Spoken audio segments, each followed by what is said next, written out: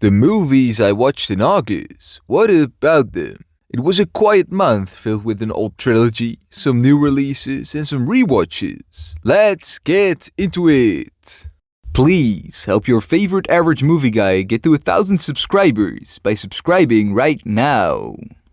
Once Upon a Time in Hollywood, 4.5 out of 5. First up, I rewatched this film on Prime Video about fading actor Rick Dalton and his stunt double Cliff Booth struggling to stay relevant as their lives intertwine with Sharon Tate and the looming threat of the Manson family. It is a love letter to old Hollywood, a time I always enjoy seeing on screen, and here you just live it. The first 2 hours are truly for people who love film, and luckily I am one of those. But the final 40 minutes are truly enjoyable for anyone. The performances are top-notch, DiCaprio and Pitt at their best, and a crazy supporting cast. The film is just slightly too long, even for me. That's because Tarantino lets scenes sit, which he sometimes does a little too much. Megalopolis, 1 out of 5.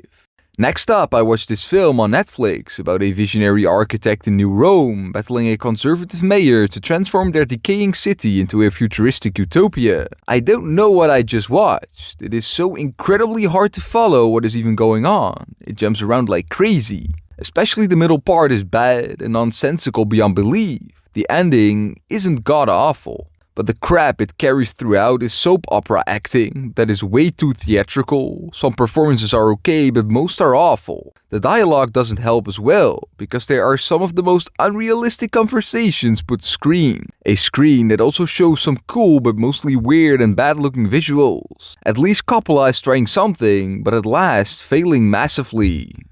The Naked Gun, 1988, 4.5 out of 5. Next up, I watched this film to get ready for the new one, about bumbling police lieutenant Frank Drebin who must stop a plot to assassinate Queen Elizabeth II during her visit to Los Angeles. It is a comedy that aged very, very well. This film is way beyond my generation, but laugh out loud funny nonetheless. So many jokes hit while only some miss. This is my kind of humor, and when it works it is pretty fantastic, but it can fail pretty easily. Luckily, it didn't here. Leslie Nielsen is just the best. It's a shame not all the supporting cast can hit his level. The Naked Gun 2025, 5 out of 5. Next up, I watched this new film at the theater about Lieutenant Frank Drebin Jr. stepping into his father's absurdly chaotic footsteps. It is the funniest film I've seen in a long while. It is a genre that is incredibly hard to do when we haven't seen a good one in a while. The Leslie Nielsen time was great, but this is even the funniest Naked Gun film to me. Liam Neeson is very worthy of taking on the role. His casting is the very first meta joke before the film even begins. There aren't jokes in this film, the entire film is a joke. Hardly 30 seconds go by without a joke or gag, and the hit or miss ratio is incredibly high. I was cackling all throughout. Even for a general audience member, it should be moderately funny, but the more you know about the action genre and films in general, the funnier it is, and that's me. What it even has over the originals is that the supporting cast is on another level. The level of filmmaking is up, and that even though they aged well, the humor is updated fantastically. This film only needs to do one thing, and it succeeds in it fully. The Naked Gun 2.5, The Smell of Fear, 3.5 out of 5. Next up, I watched the second film of the trilogy on Netflix, about clueless cop Frank Drebin who stumbles into a plot by corrupt energy executives to kidnap a scientist and sabotage clean energy. Still funny, but not really near the original. There are some laughs, but there are less of them and no real laugh-out-loud moments that make you gasp for air. Altogether, it is a little forgettable. I can hardly remember what happened, but while watching, still a heck of a fun time.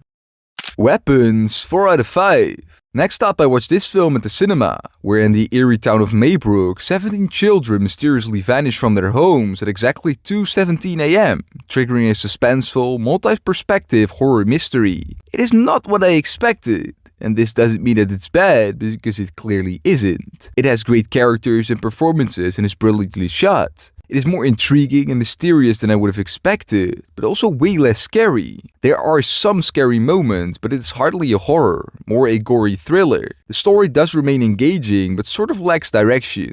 The structure mostly worked, very much giving us as viewers the aha moments, but it also contributed to the lack of direction. It was a little too much, still leading to a strong final act.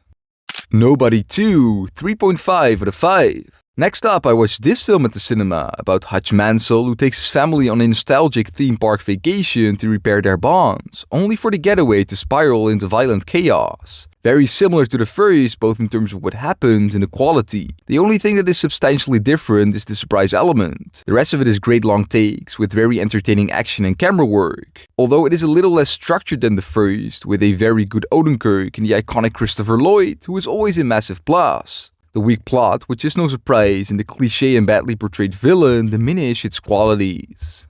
The Conjuring Last Rites, 3.5 out of 5. Next up, I watched a new Conjuring film at the theater, about Ed and Lorraine Warren, who are pulled out of retirement to confront their final and most personal case involving the terrifying Smurl family haunting. A somewhat return to form. Wilson and Farmiga are great as ever. There's just a little too much setup with a little too much of the Warrens and too little of the Smurls. However, the scenes with the family make up for it. There are some genuinely great flinch-worthy scares, an emotional build-up, and a very Conjuring-like but predictable third act. It is a good way to end it, with connections to anything Conjuring. But it is also good that it is ending, because any more would become more of a greatest hits album than a film.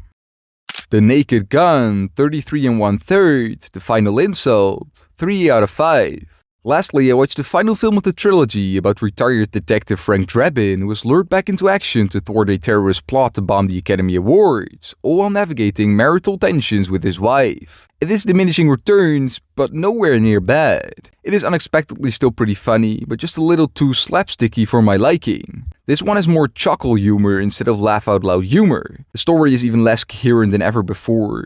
And while the story isn't that important, it does add to the humor in general. There are, however, some fun celebrity cameos, and it was great to finally see where one of the greatest meme clips comes from. And there you have it, the movies I watched in August. These were my best and worst watches of the month. I hope you guys again enjoyed me rambling about some films I watched, and if you did, let me know in the comments below, and be sure to subscribe for more videos like these. I have been Dean, the average movie guy on your screen. Big thanks for watching. See you next time. Roll the credits.